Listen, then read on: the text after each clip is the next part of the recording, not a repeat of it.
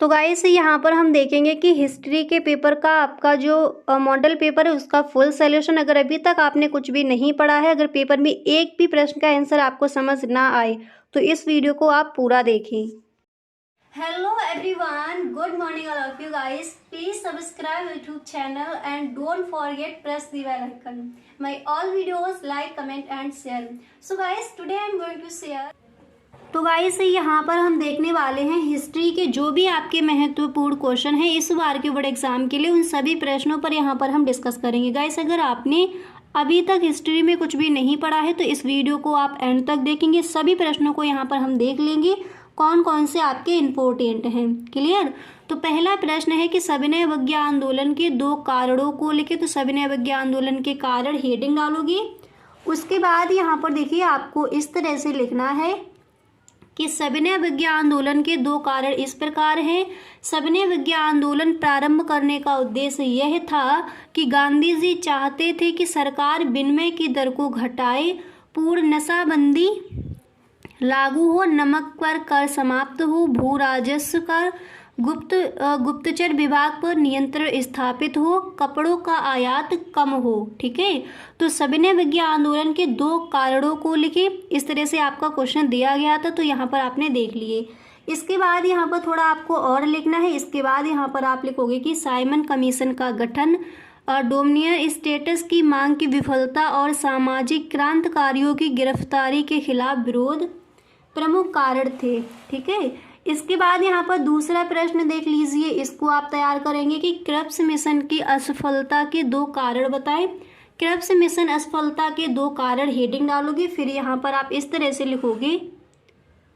देखिए पेपर आपका पास आ गया है, फटाफट से इस पूरे वीडियो को आप देख लीजिए। ठीक है। इसके बाद आप लिखोगे कि क्रिप्स मिशन असफलता के कारण इस प्रकार है। फर्स्ट पॉइंट डालकर लिखोगे कि क्रिप्स मिशन की विफलता आंदोलन का तत्कालीन कारण क्रिप्स मिशन की समाप्ति, मिशन के किसी अंतिम निर्णय पर, देखिए इस तरह से लिखोगे, अंतिम निर्णय पर न पहुंचना था। संदर्भ, इस मिशन को स्टैफोर्ड क्रिप्स के नेतृत्व में भारत में एक नए संविधान एवं स्वशासन के निर्माण से संबंधित प्रश्न को हल करने के लिए भेजा गया था। इसके बाद यहाँ पर देखिए आप दूसरा नंबर डालोगे। उसके बाद यहाँ पर आपको लिखना है कि ब्रिटिश सरकार की फिरंगी नीति भी क्रिप्स मिशन की असफलता का कारण रही। वास्तव में ब्रिटिश सरकार भारत को स्वतंत्रता तो देना ही नहीं चाहती थी, वह तो अन्य विदेशी शासकों को चर्चिल पर दबाव था, इसलिए उसने क्रिप्स को भूल भुलैया का प्रस्ताव लेकर भारत भेजा था। ठीक है। इस तरह से आप इन प्रश्नों के आंसर लिखोगे। और कुछ और भी आपके क्वेश्चंस हैं उनको भी देखते हैं। तीसरा प्रश्न आपको ये तैयार कर लेना है। देखिए पूरे वीडियो को आप देखिए, सभी प्रश्न यहाँ पर आपको मिलेंगे।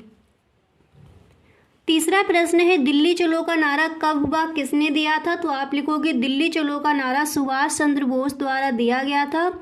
उन्होंने 1944 में इस नारे का प्रयोग भारतीय राष्ट्रीय सेना को प्रेरित करने के लिए किया था, जब INS ने बर्मा के खिलाफ अपना सैन्य अभियान शुरू किया था। तो दिल्ली चलो का नारा कब व किसने दिया, तो याद कर लीजिए दिल्ली चलो का जो नारा है वो सुभाष चंद्र बोस ने दिया, और कब, 1944 में।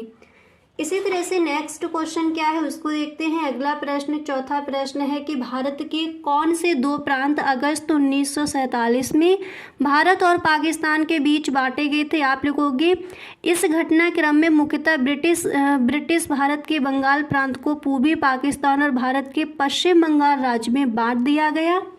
इसके बाद यहाँ पर आपको इस तरह से लिखना है, और इसी तरह ब्रिटिश भारत के पंजाब प्रांत को पश्चिमी पाकिस्तान के पंजाब प्रांत और भारत के पंजाब राज्य में बांट दिया गया।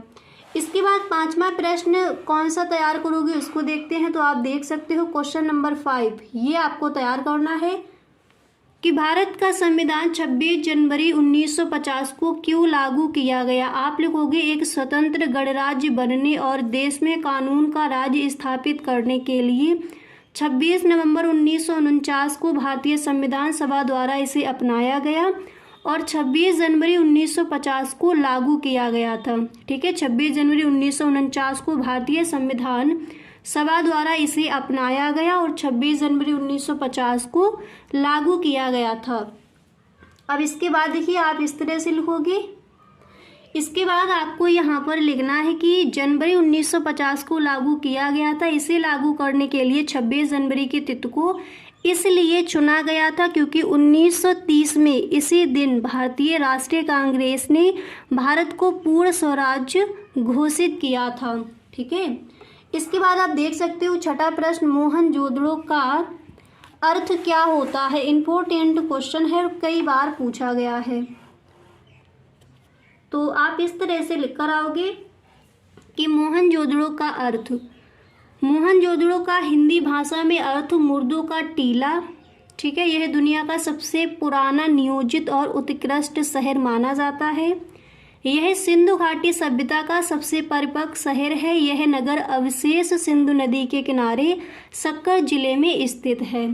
तो समझ आ गया, मोहनजोदड़ो का अर्थ क्या हो जाएगा, मुर्दों का टीला। इसी तरह से यहाँ पर क्वेश्चन नंबर 7 क्या दिया गया है उसको देखते हैं। 7वां प्रश्न आप देख सकते हो, यहाँ पर दिया गया है कि मोहनजोदड़ो के विशाल स्नानागार की 2 विशेषताएं लिखे। मोहनजोदड़ो के विशाल स्नानागार की विशेषताएं, हेडिंग डालने के बाद आप लिखोगे कि मोहनजोदड़ो का विशाल स्नानागार एक बहुत ही प्रमुख स्थल है। इसके चारों ओर बरामदे बने हैं और उत्तरी और दक्षिणी दोनों छोरों पर सीढ़ियां बनी हैं। क्लियर, इतना लिखने के बाद यहाँ पर आप इस तरह से लिखोगे कि स्नानागार के फर्श पर बिट्टूमन कोयले का पलस्तर किया गया था ताकि पानी का रिसाव ना हो। साथ के एक कमरे से पानी की आपूर्ति होती थी और पानी की निकासी के लिए नाली थी। तो मोहनजोदड़ो के विशाल स्नानागार की 2 विशेषताएं लिखे। तो यहाँ पर आपने देख ली, इस तरह से आप इस प्रश्न का आंसर लिख कर आओगे। अब क्वेश्चन नंबर 8 क्या दिया गया उसको भी पढ़ लेते हैं। तो 8वां प्रश्न यहाँ पर है कि सीमांत गांधी किसे कहते हैं, किसे कहा जाता है। तो हेडिंग डालोगी सीमांत गांधी, फिर आप लिखोगे कि खान अब्दुल 1890 से 20 जनवरी 1988 सीमांत प्रांत और बलूचिस्तान के एक महान राजनेता थे जिन्होंने भारत के स्वतंत्रता संग्राम में भाग लिया और अपने कार्य और निष्ठा के कारण सरहदी गांधी, सीमांत गांधी यानी बच्चा खां तथा बादशाह खान के नाम से पुकारे जाने लगे। तो आपको समझ आ गया होगा कि सीमांत गांधी हम किसे कहते हैं। क्लियर, अब इसी तरह से कुछ और भी आपके क्वेश्चंस हैं उनको भी देख लेते हैं। अब यहाँ पर देखिए ऑब्जेक्टिव क्वेश्चन आपको कौन कौन से तैयार करने हैं उनको भी साथ ही साथ देखते चलिए। ठीक है, तो ऑब्जेक्टिव क्वेश्चन आप तैयार करोगे, हड़प्पा सभ्यता के साक्ष्य सर्वप्रथम किस स्थान से प्राप्त हुए थे। इंपॉर्टेंट है, कई बार पूछा गया है। हड़प्पा स्थल, लोथल स्थल, मोहनजोदड़ो स्थल या फिर रोपड़ स्थल। तो हड़प्पा सभ्यता के साक्ष्य सर्वप्रथम किस स्थान से प्राप्त हुए, तो हड़प्पा स्थल से। क्लियर, इसी तरह से यहाँ पर आपका सेकंड क्वेश्चन क्या दिया गया है उसको देख लीजिए। नेक्स्ट है कि भारतीय पुरातात्विक सर्वेक्षण के प्रथम डायरेक्टर जनरल कौन थे। तो जॉन मार्शल, REM व्हीलर या फिर कनिंघम या फिर BM स्मिथ। तो कनिंघम यहाँ पर हो जाएगा राइट ऑप्शन। भारतीय पुरातात्विक सर्वेक्षण के प्रथम डायरेक्टर जनरल कौन थे, कनिंघम, यानी जो गा नंबर पर ऑप्शन है आपका हो जाएगा राइट।